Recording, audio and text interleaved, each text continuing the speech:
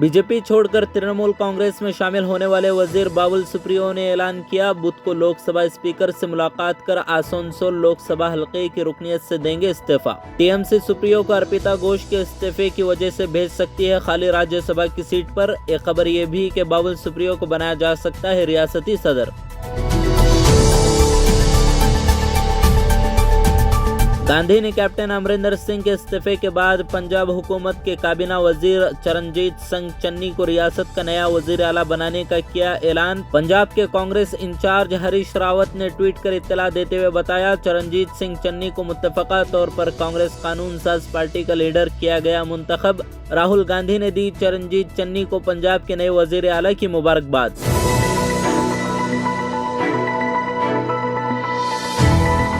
मुल्क के निज़ाम अदलिया के हवाले से chief justice of India NV Ramana ने दिया अहम बयान। सीजेआई रमन्ना ने अदलिया को हिंदुस्तान के रंग में रंगने पर दिया जोर। कहा, मुल्क में अब भी है गुलामी के दौर का निज़ाम अदल बरकरार। रमन्ना ने मौजूदा निज़ाम को बरतानवी निज़ाम दिया करार। समाज की हकीकत को कबूल कर निज़ाम को मकामी ज़रूरियात के हिसाब से ढालने की कही बात।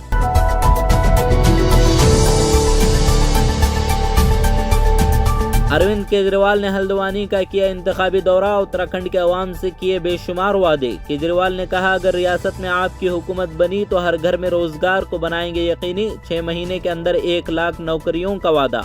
रोजगार मिलने तक हर महीने 5,000 रुपये का भत्ता दिया जाएगा। दिल्ली की तरह उत्तराखंड में भी मुफ्त बिजली फराहम करने की कही बात।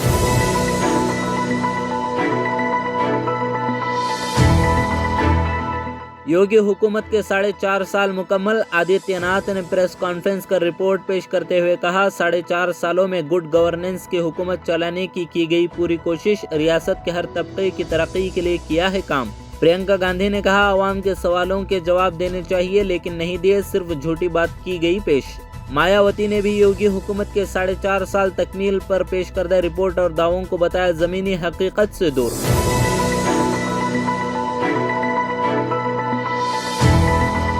पंजाब के साबिक वजीर आला अमरिंदर सिंह ने नवजोत सिंह सिद्धू को बताया मुल्क दुश्मन। बीजेपी ने कहा कि अमरिंदर की तरफ से उठाए गए मसले का लेना चाहिए नोटिस।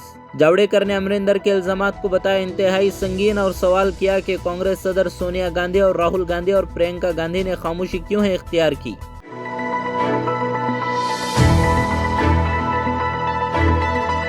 कांग्रेस के सीनियर लीडर अंबिका सोनी ने तस्लीम किया कि उन्होंने पंजाब के वजीर आला बनने से किया था इनकार। सोनी ने कहा, उन्हें पार्टी क़यादत की जानिब से वजीर आला बनने का मिला था दावतनामा। पंजाब के नए वजीर आला के हवाले से जारी सरगर्मियों के दरमियान अंबिका सोनी पहुंची थी राहुल गांधी के घर। पंजाब सिख अक्सरियती रियासत है, वहाँ किसी सिख को ही वजीर आला बनाने का मशवरा देकर खुद वजीर आला बनने से किया था इनकार।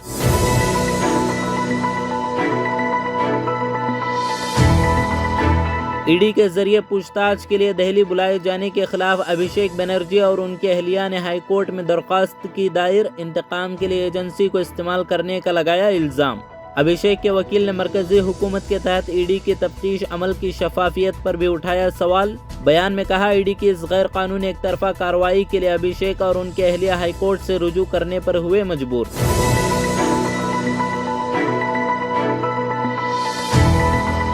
मंगलूर में मुनाकिद प्रेस कॉन्फ्रेंस के दौरान गांधी जी की तरह कर्नाटक के वजीर आला बोम्मई को भी कत्ल करने की धमकी देने वाले हिंदू महासभा के लीडर धर्मेंद्र को पुलिस ने किया गिरफ्तार। हिंदू महासभा के रियासती सदर लोहित कुमार ने महासभा के नाम का गलत इस्तेमाल करने और वजीर आला को जान से मारने की धमकी देने के इल्जाम में कराया था FIR दर्ज।